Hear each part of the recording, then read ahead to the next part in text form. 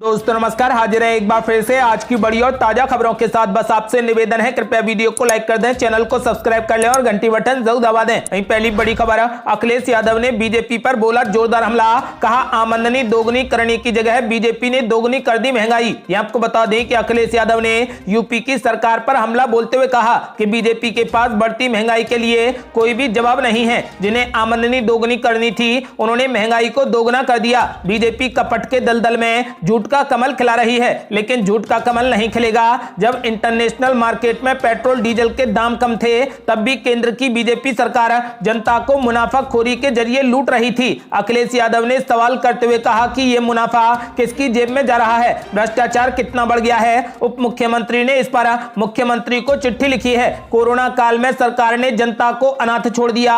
सपा सरकार में बन रहे मेडिकल कॉलेजों का बजट इस सरकार ने रोक दिया। भाजपा सरकार ने जानबूझकर लखनऊ के कैंसर इंस्टीट्यूट चालू नहीं होने दिया। पूर्वांचल एक्सप्रेस की लागत कम करने के लिए सरकार ने इसकी गुणवत्ता से समझौता किया। अखिलेश यादव ने कहा कि सरकार चुनाव को देखते हुए कृषि कानून रद्द कर सकती है और चुनाव बाद फिर लागू कर देगी। उन्होंने कहा कि जिस दरवाजे से भाजपा आई थी उस दरवाजे को ओम प्रकाश राजभर बंद कर देंगे। आपको बता दें कि अखिलेश यादव ने साफ कर दिया है कि इस बार बीजेपी की सरकार नहीं बनेगी। उन्होंने ऐलान कर दिया है कि बीजेपी ने दोगुनी आमदनी की जगह महंगाई दोगुनी कर दी है। और ये बड़ी खबर, ओम प्रकाश राजभर के सपा के साथ गठबंधन करने पर एआईएमआईएम का बड़ा ऐलान। यूपी में 100 सीटों पर चुनाव लड़ेगी ओवैसी की पार्टी। ये आपको बता दें कि भागीदारी संकल्प मोर्चा के संयोजक और सुहेलदेव समाज पार्टी के अध्यक्ष ओम प्रकाश राजभर के सपा से हाथ मिलाने और ये दावा करने पर कि सपा एक भी सीट नहीं देगी तो भी वो सपा के साथ ही रहेंगे। इस पर एआईएमआईएम ने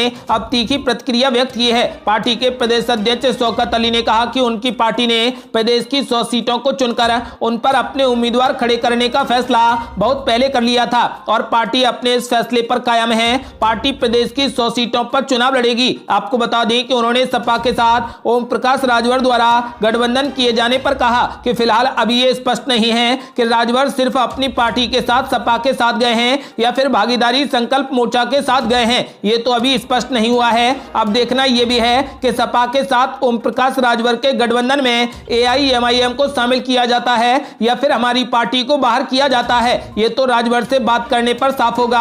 अब राजभर से एआईएमआईएम के राष्ट्रीय अध्यक्ष ओम प्रकाश राजभर की बातचीत के बाद ही सारा मामला साफ होगा। और ये बड़ी खबर, उत्तराखंड कांग्रेस ने सरकार को दी कड़ी चेतावनी, कहा आपदा में प्रभावितों की सहायता ना की गई तो 28 अक्टूबर से होगा तगड़ा आंदोलन। ये आपको बता दें कि आपदा प्रभावितों को 27 अक्टूबर तक सहायता न मिलने पर कांग्रेस 28 अक्टूबर से आंदोलन शुरू कर देगी। इसके तहत 28 को प्रदेश भर में उपवास किए जाएंगे। आगे का कार्यक्रम उसी दिन तय किया जाएगा। सोमवार को राजीव भवन में मीडिया से बातचीत में पूर्व मुख्यमंत्री हरीश रावत और प्रदेश अध्यक्ष गणेश गेदियाल ने सरकार को आपदा प्रबंधन में नाकाम करार दिया है और कहा कि कांग्रेस ने सरकार को 5 दिन में आपदा प्रभावितों की सभी प्रकार की सहायता मुहैया कराने को कहा था और 27 अक्टूबर को वो वक्त पूरा हो जाएगा। यदि सरकार ने 27 अक्टूबर तक उनकी सहायता नहीं की गई तो 28 अक्टूबर से आंदोलन तगड़ा होगा। आपको बता दें कि उन्होंने ऐलान कर दिया है कि सरकार को जल्द से जल्द आम नागरिकों को सहायता मुहैया करानी चाहिए। यदि 27 अक्टूबर तक सहायता मुहैया नहीं कराई गई तो कांग्रेस 28 अक्टूबर से तेज आंदोलन करेगी।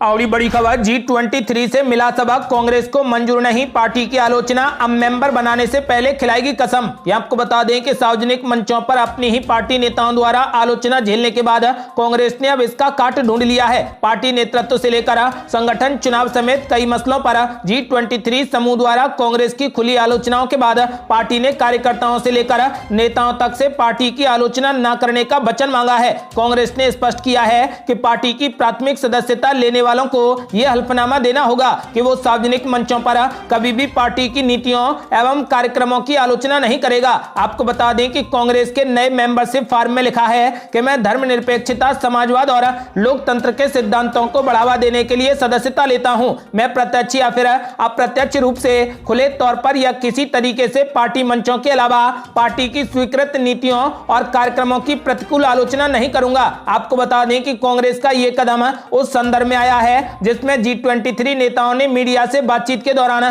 खुलकर पार्टी की आलोचना की थी और यहां तक कि पार्टी के भीतर चुनाव की मांग करते हुए संगठनात्मक ढांचे पर सवाल उठाया है। आपको बता दें कि अब कांग्रेस पार्टी की खुली आलोचनाओं के बाद पार्टी ने कार्यकर्ताओं से लेकर नेताओं तक से पार्टी की आलोचना न करने का वचन मांगा है। और बड़ी खबर, अब होगी आर पार की लड़ाई। लालू प्रसाद के बयान पर भड़की कांग्रेस, कहा हमारे बिना मुख्यमंत्री कैसे बनेंगे तेजस्वी यादव। यह आपको बता दें कि आरजेडी अध्यक्ष लालू प्रसाद यादव द्वारा बिहार कांग्रेस प्रभारी भक्तचरण दास पर दिए गए बयान के बाद प्रदेश कांग्रेस के नेताओं ने आपत्ति जताई है। विधान पार्षद प्रेमचंद्र मिश्रा ने कहा कि लालू प्रसाद ने अपशब्दों का प्रयोग किया है, कांग्रेस इसकी आलोचना करती है। राजनीति में गरिमा का ख्याल रखना चाहिए। अगर यही रवैया रहा तो कांग्रेस भी संयम तोड़ने में पीछे नहीं रहेगी। कांग्रेस के मीडिया विभाग के चेयरमैन राजेश राठौर ने कहा कि लालू प्रसाद को यह ध्यान नहीं आ रहा कि बिना कांग्रेस के 19 विधायकों के समर्थन के उनके पुत्र तेजस्वी यादव मुख्यमंत्री नहीं बनेंगे। लालू यादव को यह स्पष्ट करना चाहिए कि क्या वे कांग्रेस से दूर होकर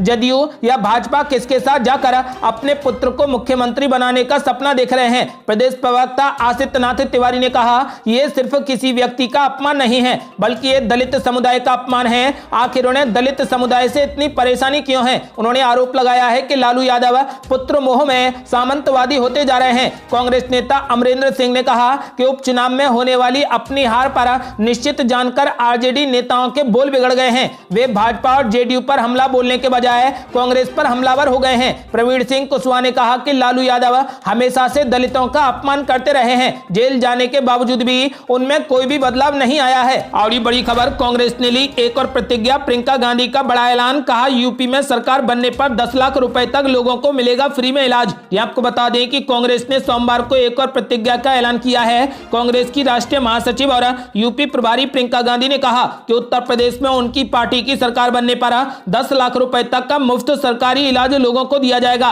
इससे पहले कांग्रेस ने घोषणा की थी कि प्रदेश में सरकार बनने पर अपनी 7 प्रतिज्ञाओं के साथ संकल्प संघ जनता के बीच प्रतिज्ञा यात्राओं को लेकर पहुंचेंगे। आपको बता दें कि राष्ट्रीय महासचिव प्रियंका गांधी ने कहा कि कोरोना काल में और अभी देश में फैले बुखार में सरकारी उपेक्षा के चलते यूपी की स्वास्थ्य व्यवस्था की जर्जर हालत सबने देखी है। सस्ते व अच्छे इलाज के लिए घोषणा पत्र समिति की सहमति से यूपी कांग्रेस ने निर्णय लिया है कि सरकार बनने पर बीमारी कोई भी हो 10 लाख रुपए का इलाज फ्री किया जाएगा। आपको बता दें कि यूपी फतेह करने के लिए प्रियंका गांधी लगातार एक के बाद एक कई घोषणाएं कर रही हैं। और ये बड़ी खबर, एक और पार्टी ने किया अखिलेश यादव का खुला समर्थन, कई नेता सपा में हुए शामिल। आपको बता दें कि राष्ट्रीय क्रांति पार्टी के राष्ट्रीय अध्यक्ष कुंवर देवेंद्र सिंह लोधी ने अपने साथियों के साथ उत्तर प्रदेश चुनाव में समाजवादी पार्टी को खुला समर्थन देने का ऐलान किया है। देवेंद्र सिंह की अगुवाई के पार्टी के कई नेताओं ने भी अखिलेश यादव से मुलाकात कर इसकी घोषणा कर दी। वहीं बस्ती से ब्लॉक प्रमुख बहादुरपुर राम कुमार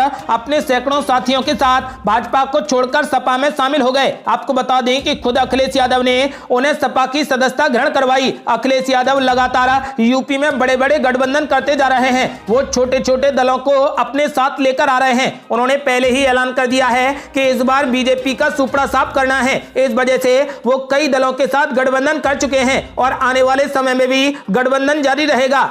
और ये बड़ी खबर, जम्मू कश्मीर को जल्द मिले पूर्ण राज्य का दर्जा, अधीर रंजन चौधरी ने की चुनाव कराने की भी मांग। ये आपको बता दें कि कांग्रेस नेता अधीर रंजन चौधरी ने जम्मू कश्मीर में राजनीतिक व्यवस्था बहाल करने की मांग की और जम्मू कश्मीर का राज्य का दर्जा बहाल करने का आह्वान किया ताकि विधानसभा चुनाव जल्द से जल्द हो सके। कांग्रेस नेता ने एएनआई को बताया कि जम्मू और कश्मीर में एक राजनीतिक व्यवस्था बहाल होनी चाहिए और चुनाव जल्द से जल्द होना चाहिए। उन्होंने अनुच्छेद 370 को निरस्त करने पर केंद्रीय गृह मंत्री अमित शाह पर निशाना साधते हुए कहा, आपका क्या कहना है अमित शाह जी, आपने अनुच्छेद 370 और 35A को हटा दिया और वादा किया कि कश्मीर बदल जाएगा। हालांकि ऐसा नहीं हुआ है और अब कश्मीर बहुत खराब स्थिति में है। राज्य का दर्जा बहाल किया जाना चाहिए जो महत्वपूर्ण है। उनका यह बयान जम्मू कश्मीर में आतंकवादियों द्वारा नागरिकों की हत्या की कई घटनाओं के बाद आया है। आपको बता दें कि उन्होंने मांग की है कि जल्द से जल्द पूर्ण राज्य का दर्जा बहाल हो और जल्द चुनाव कराए जाएं। और बड़ी खबर, कितनी सेक्युलर है मोदी सरकार, नकवी ने आंकड़ों के साथ दिया जवाब, विपक्ष को भी जमकर घेरा। यहां आपको बता दें कि मोदी सरकार में अल्पसंख्यक मामलों के मंत्री मुख्तार अब्बास नकवी का कहना है कि कुछ राजनीतिक दलों ने धर्मनिरपेक्षता को अपना राजनीतिक हथियार बना लिया है और संविधान के बुनियादी ढांचे को तोड़ दिया है। उन्होंने कहा कि भाजपा के लिए धर्मनिरपेक्षता संवैधानिक और राष्ट्रीय जिम्मेदारी है। इसे साबित करने के लिए उन्होंने कुछ आंकड़ों का भी हवाला दिया है। नकवी ने कहा कि मोदी सरकार की आवास परियोजनाओं से लाभान्वित होने वाले 2 करोड़ लोगों में से 31% अल्पसंख्यक हैं, जबकि 12 करोड़ किसानों को किसान सम्मान निधि प्रदान करने वाले 33% भी अल्पसंख्यक हैं।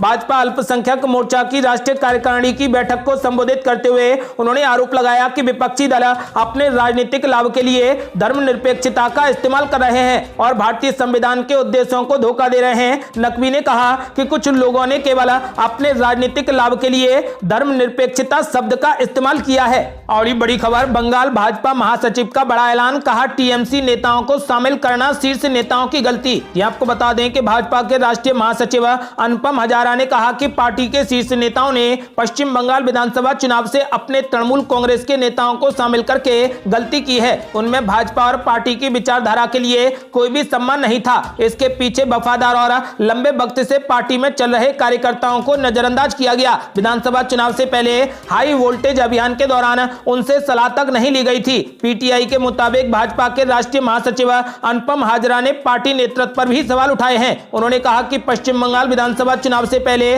पार्टी के वरिष्ठ नेताओं ने जिस तरीके से टीएमसी के नेताओं को भाजपा में शामिल किया वो पूरे तरीके से गलत था। उन्होंने कहा कि टीएमसी से भाजपा में आने वाले उन लोगों में पार्टी के प्रति कोई भी सम्मान नहीं था। इसके पीछे पार्टी में लंबे समय से चल रहे कार्यकर्ताओं से इस संबंध में सलाह तक नहीं ली गई। उधर टीएमसी ने मामले में तंज कसते हुए कहा कि अनुपम हजारा खुद उनकी पार्टी से भाजपा में शामिल हुए हैं। तृणमूल कांग्रेस के प्रवक्ता कुणाल घोष ने दावा किया है कि विधानसभा चुनाव में हार के बाद भाजपा में आंतरिक कलह आने वाले दिनों में और तेज होगी। ये थी अब तक की बेहद बड़ी खबरें। यदि आप भी चाहते हैं कि भारत जल्द से जल्द कोविड मुक्त हो जाए और किसानों को न्याय मिले तो इस वीडियो को लाइक कर अपनी राय हमें कमेंट बॉक्स में जरूर दें। यदि आपने अभी तक हमारे चैनल को सब्सक्राइब नहीं किया है तो कृपया चैनल को सब्सक्राइब कर घंटी बटन जरूर दबा दें। जल्दी मिलते हैं बड़ी अपडेट के साथ, तब तक के लिए जय हिंद, जय भारत।